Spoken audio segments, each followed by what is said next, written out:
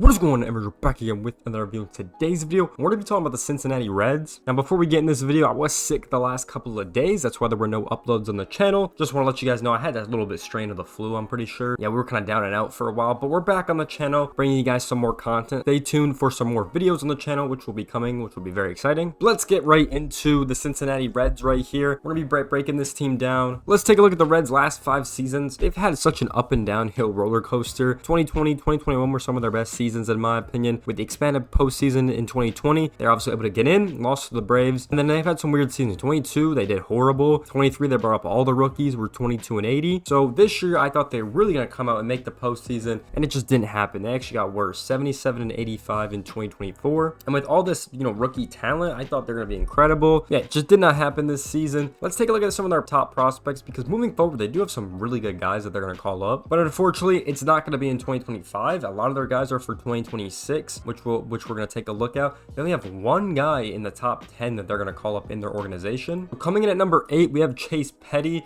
He is in AAA right now. He's obviously a right-handed pitcher. Last season, he didn't really pitch too well at the AA level. I mean, 4.39 ERA, really not good. Pitched about 10 innings in AAA at a 1.80, so obviously a lot better. Throughout his whole minor league career, I mean, he's got a 3.44 ERA, so not horrible at all. But yeah, just not the best season in 2024. I mean, we'll see how he does at the start of this season in AAA. I mean, if he's doing better at AAA, it's really all that matters, let's be honest. But you could take a look at some of his previous seasons. Obviously, he's pitched the most in 2024, which is good to look at. But even in 2023, he didn't pitch that bad, or 1.72 ERA. He's definitely had some solid years, which is definitely exciting. He's the only guy that's supposed to get called up in 2025. We kind of scroll through. We go back up to the top real quick. We can kind of see, a lot of guys are 26, right? We got a lot of 26s on here. As we kind of scroll down, we don't have many guys called up in 2025. Number 15 is supposed to be 2025. We have number 20 as well. We have number 24 and number 26 also in 2025. So a lot of guys they have for the future. Obviously, the Reds are really good at drafting and scouting, so I will say that in some of the trades they make, but they just don't have a lot of guys for 2025. But looking over these contracts real quick, let's kind of go through this. They obviously still paying Hunter Green, that crazy, initial contract he got when he got up here. Candelario was still here. Obviously, he was signed in 2024. They still have Pagan and Martinez for 1 season left, and then Suter is still here for 2 seasons, and then also Espana is here for 2 seasons. And then pretty much everyone else is in arbitration. The 2 trades they did make was Jose Trevino and Gavin Lux. So trading with the Dodgers and Yankees, pretty smart decisions from the Reds organization over there. That's something I think they did well this offseason. This team really can't go out and buy these crazy free agents that we're seeing all the other teams do. So the Reds get good at trading. I mean, Lux and Trevino will be great assets to the team for sure. Hopefully they can get back up to that winning potential that they were in 2023. Everyone else is in arbitration. They are paying some buyouts as well for a couple players. But taking a look at the actual contract situation, $41.1 million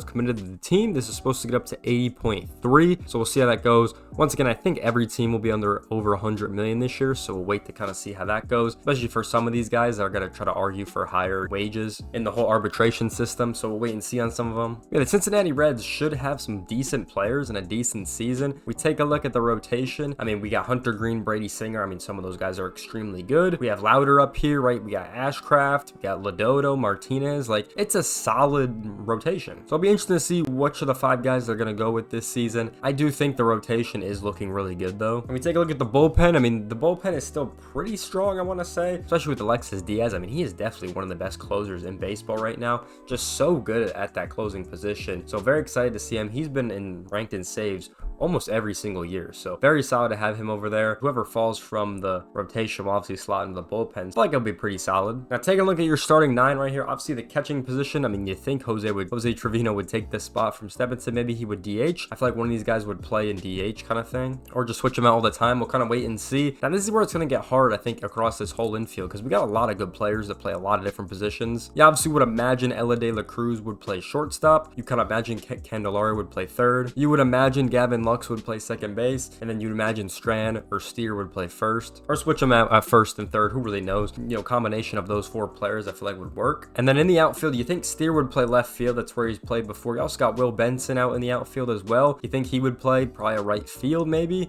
and then TJ Friedel in center. There's also a situation where Gavin Lux could play a lot of these different positions as he is on here, as he can pretty much play anywhere if you're on the Dodgers. And then for the DH, there's a lot of different options to choose from, obviously. So there is definitely a lot of options this team has for lineups, which is going to make it really nice for them. But yeah, it definitely should be a better team this year for sure. I just really like the Gavin Lux and the Jose Trevino pickups in my opinion. I just think it works incredible with them. Take a look at the Reds' attendance over last season. Obviously, Cincinnati's a classic baseball city. Take a look at their attendance. Had about 2 million fans pull up to the stadium and about almost a 25,000 average. So still pretty good in Cincinnati, even though the team has been really up and down the last couple of years. Attendance in 2024 still pretty solid. And they're still close to a lot of teams like the Guardians, Nationals, Twins, right around them. They're pretty close to those teams, I would say, which is definitely a good thing when it comes to the attendance. You know, for like a small market team like the Reds that they can still draw is pretty good, as they're currently number 21 out of the 30 teams in the league. So still on the lower end of things, but not bad. As we talk about this MLB draft moving forward, the Reds did go down by 2 picks in the draft lottery. They're currently at number 9 right now. So yeah, not ideal for their first round pick. Once again, still gonna able to pick a good player though. We'll see who they end up taking when that comes around. If we kind of scroll down right here, they have no prospect promotion picks.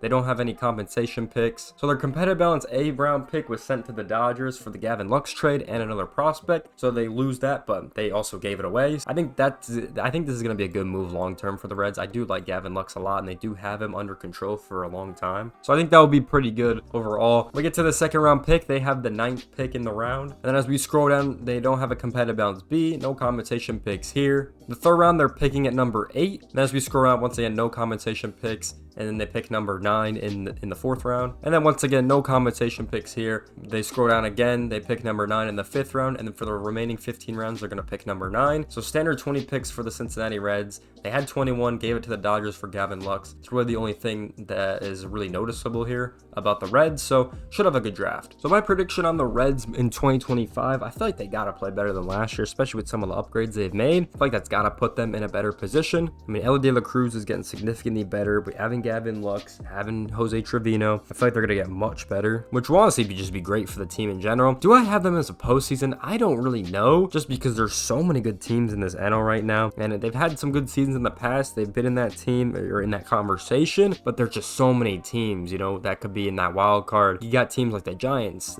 the Diamondbacks are going to be in there. You probably got the Cubs and Brewers probably going to be in some kind of conversation like that. And the East, it seems like all 3 of those teams are going to get in somehow. So it's really hard to say right now. I just think they're going to have a better season than last year. They're definitely going to get more than 77 wins in my opinion for sure. I just don't know if I see them in the postseason as of right now. Well, that being said, where do you guys see the Reds moving forward? Let me know in the comment section down below. What's your guys' thoughts about this team? Because I think they've had a lot of ups and downs, you know, looking at the last 5 seasons and some of the, you know, current struggles they're going through. But what's your guys' thoughts on this team? Let me know down in the comment section down below. And with that being said, I hope you guys enjoyed this one. Make sure to like, comment, subscribe. I'll see you guys in the next one. Peace out, everyone.